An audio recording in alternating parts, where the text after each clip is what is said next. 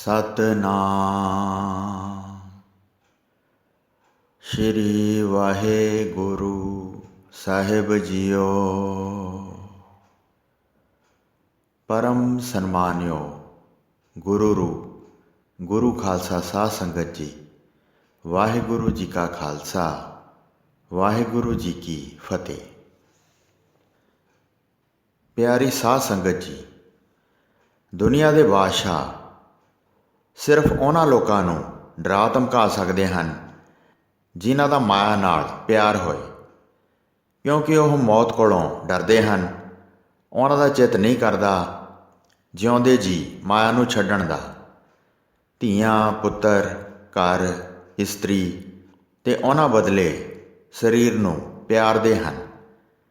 ऐसा प्यार उन्हां नूं डराउंदा है।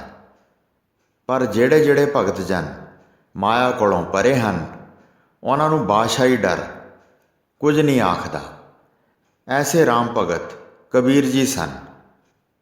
जद मौके दे बादशाह कोल कुछ स्थानिक लोगों ने कबीर जी की चुगली की तो बादशाह ने कबीर जी के हथ पैर बन के गंगा विच सुटा दिता। पर कबीर जी सही सलामत गंगा दीयां लहरां विचों बच गए। बादशाह ने सोचा, जे यह आदमी ऐसे बच सकता है तो एक दिन बादशाही उल्टा सकता है। ऐसे आदमी नूं जरूर मारना चाहिए है। उसने उत्थे खलोत्या ही हुक्म दिता कि कबीर नूं एक बार फिर मेरे सामने पेश करो, मैं उसनूं मारांगा।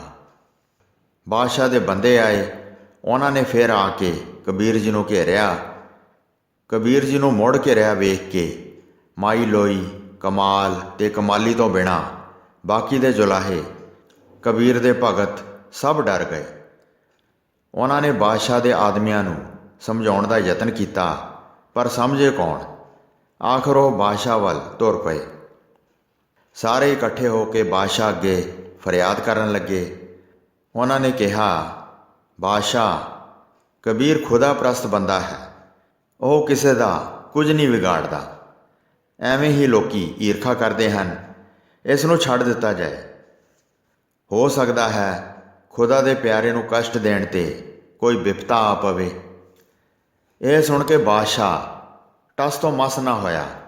वह हंकार विच रहा ते उसने हुक्म किया, कबीर उन्ना चिर छड्डिया नहीं जाएगा जिन्ना चिर वह राम का नाम लैना छड्ड के मुसलमान नहीं हो जाता।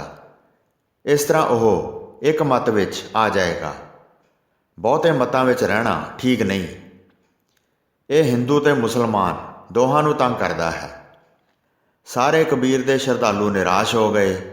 उन्होंने आ सलाह दी कि बादशाह उन्हां दे आखे नहीं लगता।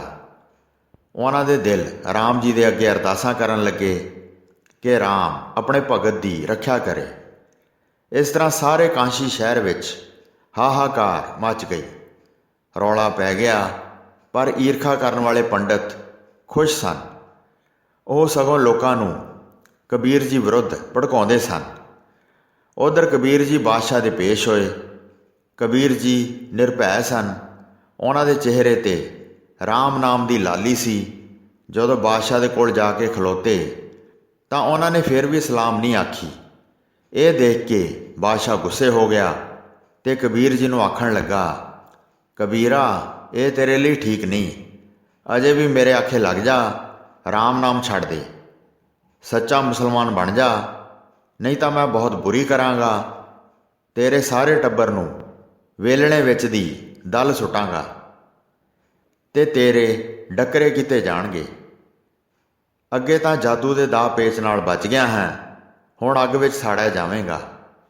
रत्ता सोच, तेरा जन्म मुसलमान दे घर दा है ते बणिया हिंदू फिरदा है। कुछ शर्म कर। असां हुण लिहाज नहीं करना। बादशाही हुक्मां नूं जाणदा है, ये कैसे करड़े हुंदे हन। पर कबीर जी ने बाणी राहीं उत्तर दिता, कबीर, जिह दर आवत जाते हो हट कै नाही कोय, सो दर कैसे छोड़िए जो दर ऐसा होए। जिस राम दे दरबार अथवा बूहे उत्ते आउंदियां कोई रोकदा नहीं, उस प्यारे दे दरवाजे जां घर नूं किवें छड्ड दियां। वो तो सच्चा दर है। कबीर कुकर राम को मोतिया मेरो नाओ, गले हमारे जेवरी जह खिंचैं तह जाओ। हे बादशाह, कबीर तो राम का कुत्ता है, मोती नाम है। राम ने मेरे गल विच रस्सी पाई हुई है, जिधर खिंचदा है उधर ही मुड़ पैंदा हाँ। मेरे वस की कोई गल नहीं, राम दा वफादार बंदा हाँ। कहे कबीर भै सागर तरन को, मैं सतगुर ओट लियो। कबीर जी आखदे हन कि डर रूपी समुंदर नूं तरन वास्ते मैं सच्चे करतार दा आसरा तक्या है। इस तरह दलेरी नाल कबीर जी बादशाह नूं सुणाई गए। उन्होंने सच्चो सच कह देण दा फैसला किया सी। जो होना सी वो तो हो के ही रहना सी। फिर डर किस गल दा? उन्होंने फिर आख्या, कबीर जोर किया सो जुल्म है, ले जवाब खुदाए, दफ्तर लेखा नीकसै, मार मुँह मोहे खाए। कबीर लेखा देना सुहेला, जो दिल सूची होए, उस साचे दीवान मैं पल्ला ना पकड़ा कोई।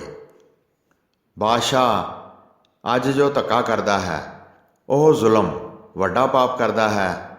खुदा भगवान के दफ्तर विच उसके कर्मां दा जदों लेखा होवेगा तां पाप का पल्ला भारी निकलेगा। जदों पाप बहुते होए तां उसके मूँह उत्ते चपेड़ां वजणगियां। पापां दा फल उसनूं भुगतना पवेगा। वार टल नहीं सकता। ये भी समझो, लेखा देना तां ही सौखा हुंदा है जे दिल विच सच्चाई होवे, क्योंकि सच्चे परमात्मा की दरगाह विच कर्मां तो बिना कोई सहायता नहीं कर सकता। उत्थे कोई जमानती भी नहीं बनता। उत्थे तां नेक कर्म ही काम करते हैं। इउं उत्तर दिंदियां होयां कबीर जी उच्ची उच्ची आखण लगे, राम ही राम है भाई, सारे राम ही राम है। कबीर लागी प्रीत सुजान स्यों, बरजा लोग अजान, तां स्यों टूटी क्यों बनै, जाके जी प्राण। वाह वाह, प्यारे नाल प्यार लगा, पर मूर्ख लोग रोकते हैं। जे प्यारे नालों प्यार टुट गया तो मौत हो जाएगी। बादशाह सिकंदर लोधी हैरान हो गया कि एक मामूली जुलाहा दिल्ली के बादशाह कोलों नहीं डरदा, मौत कोलों भी नहीं डरदा। अच्छा, मैं भी सिकंदर हाँ, जरूर इसनूं सीधे राह पावांगा। ये आख के उसने हंकार किया। वह क्रोध नाल कंबिया, अखां लाल कीतियां।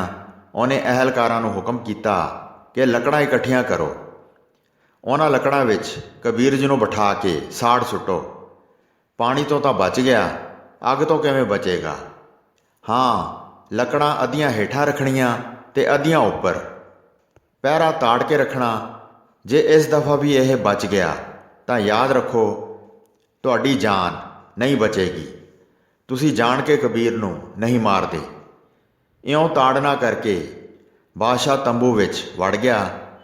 उसका दिल कंबण लग पिया सी, पर बादशाही हंकार उसनूं उल्ट तोड़ रहा सी।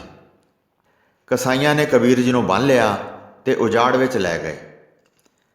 बादशाह दे बंदे कबीर जी नूं जंगल विच लै गए, उसे तरह जिवें कदे राजे सलवान दे आखे उसदे पुत्तर पूरन नूं जंगल वल लै गए सन।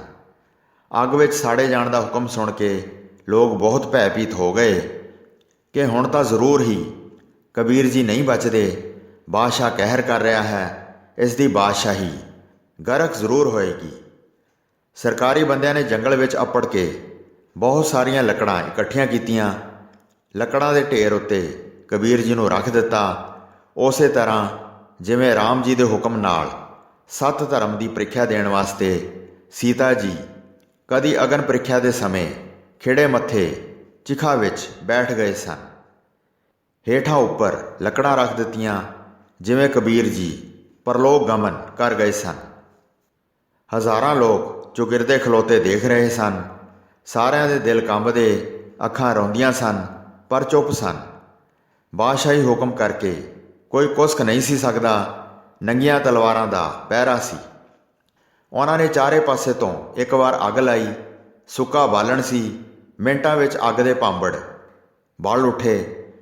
ਦੇਖਣ ਵਾਲਿਆਂ ਕਲਯੁਗ ਦੇ ਲੋਕਾਂ ਨੇ ਹੌਂਕੇ ਲਏ ਤੇ ਆਖਿਆ, ਅੱਜ ਕਬੀਰ ਮਰ ਗਿਆ, ਹੁਣ ਨਹੀਂ ਬਚੇਗਾ। ਪਰ ਕਬੀਰ ਜੀ ਨੂੰ ਭਰੋਸਾ ਸੀ ਕਿ ਜੇ ਉਸਦੇ ਰਾਮ ਨੇ ਅਜੇ ਨਹੀਂ ਮਾਰਨਾ ਤਾਂ ਉਹ ਨਹੀਂ ਮਰੇਗਾ। ਮਾਰਨਾ ਜਿਵਾਲਣਾ ਰਾਮ ਦੇ ਹੱਥ ਹੈ। ਵਾਹ!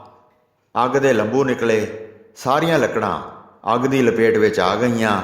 ਸਾਰੇ ਰਾਖੇ ਦੋ ਦੋ ਪੈਲੀਆਂ ਪਿੱਛੇ ਹੋ ਗਏ, ਕਿਉਂਕਿ ਸੇਕ ਦੂਰ ਦੂਰ ਤੱਕ ਜਾਂਦਾ ਸੀ। ਦੂਰੋਂ ਦੇਖਦੇ ਰਹੇ ਕਿ ਕਿਸੇ ਕਰਾਮਾਤ ਨਾਲ ਕਬੀਰ ਅੱਗ ਵਿੱਚੋਂ ਨਿਕਲ ਜਾਂਦਾ ਹੈ ਕਿ ਨਹੀਂ।